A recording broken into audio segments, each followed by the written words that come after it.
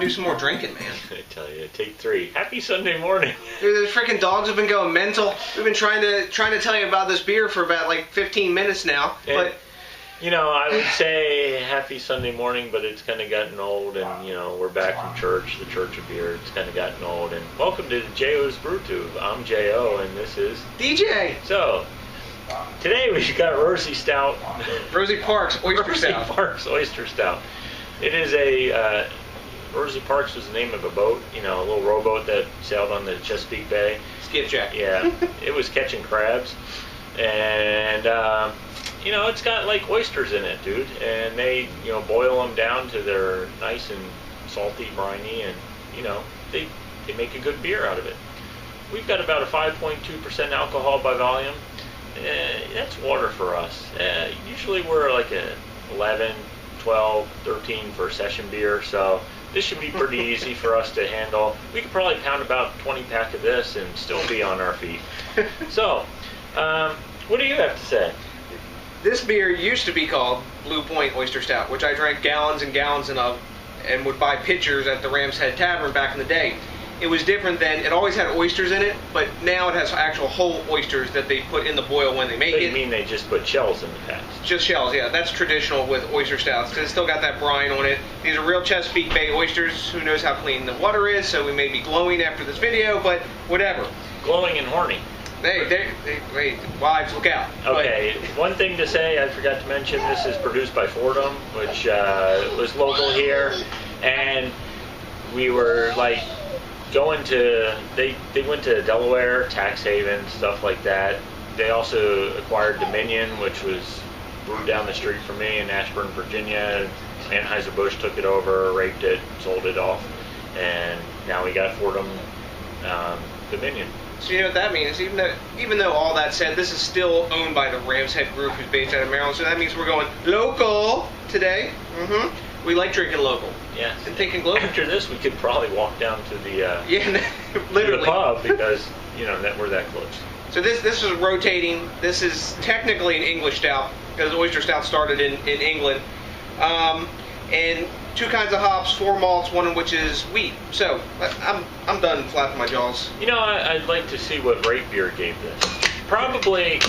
Having issues today. Yes. They probably haven't rated this, is my guess. And Beer Advocate probably, same thing. They haven't rated it. So we're going to rate it for you. That's why we're here. That's to right. educate you on the fineness of beer drinking.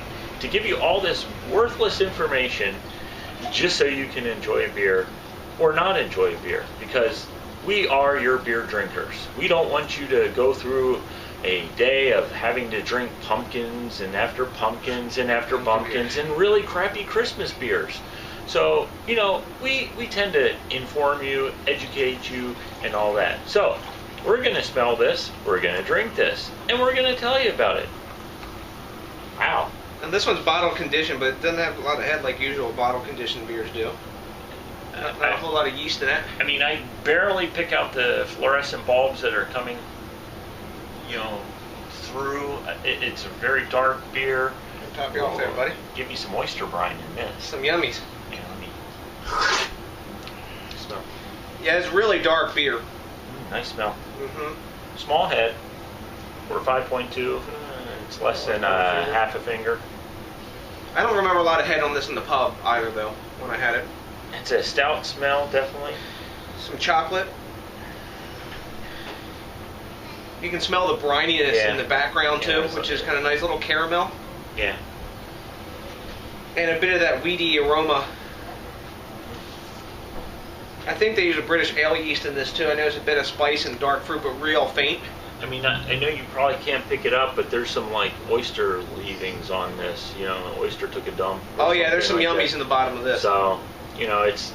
I might need some cocktail sauce to wash this down with. So this is 5.5%, 24 IBUs. Let's see what we got.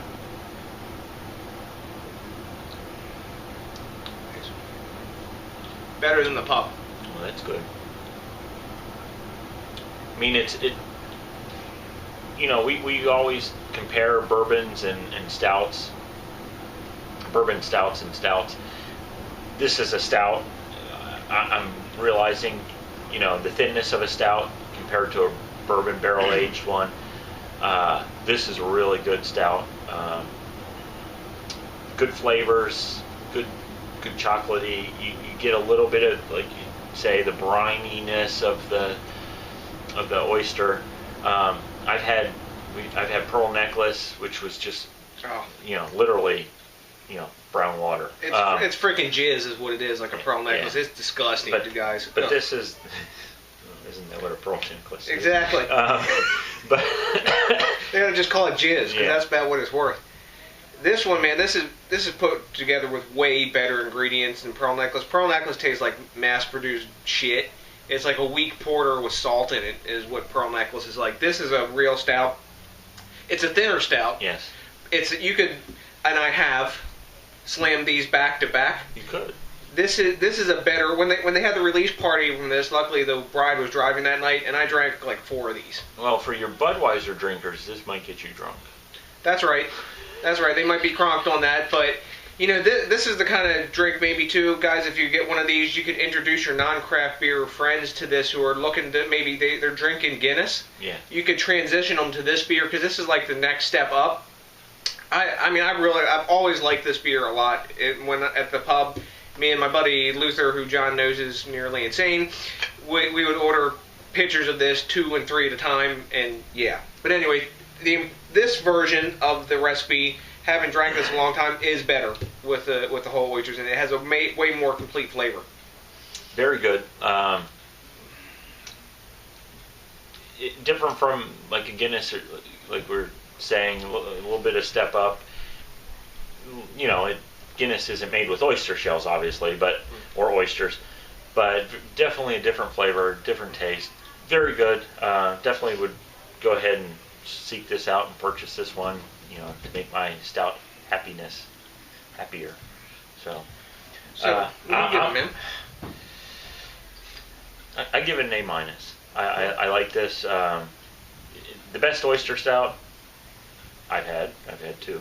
Mm-hmm. And but no, I think it's a A- beer, definitely. Mm-hmm. So yeah, that's where I'm hitting. I'm going to give it the A- too myself. There's a date on the bottle also. Yep. October 2012 or January 2013. So all Dominion and Fordham beers are dated clearly on the bottle. You don't have to have some cryptic code or have an NSA decipher the shit. You just read it. It's easy stuff. But we're going to have another oyster beer coming up that I hooked up the other day, Marooned on Hog Island by 21st Amendment. That's sort of like an imperial oyster stout, because it's like almost 10%. Yeah. So it's session beer for us. Exactly. So we're both giving it an A-, guys. Rate Beer and Beer Advocate don't have it, so guess what, guys? That's what we say to Rate Beer and Beer Advocate, right? Right up the hole. So basically what we're saying is if we gave it an A-, Rate Beer gave it a 99. Yeah. And Beer Advocate seems to play fairly close to me, so I think Beer Advocate would give it 90. So my feeling is both of them would probably actually trash on this beer because it's not a big stout. And he seems a lot of the stouts that aren't big, gigantic imperial stouts, they just trash on them because the dumbasses who don't know about beer go on and write that shit. I mean, you have to break. As I'm becoming more geeky-fied, I'm really starting to break out the difference between a BCBS, a KBS, and all that, a Parabola, and all those different categories of different beers, because you just can't compare the two. No. This is a definitely damn good one. But like I said. Oh, one other thing important to mention about this beer: this schooner or skipjack, Rosie Parks, is actual boat, and the proceeds of this beer go to help restore the boat, because skipjacks or something. Merrily, merrily, merrily, merrily, life is but a drinking beer. Exactly. So, anyways, guys, remember, like we always say, it helps the restoration of the boat. Exactly. Drink Think globally, drink local. And help out the local economy. Exactly. We'll see you on the next DJs BrewTube, and that's a big... Oh, damn. Peace out.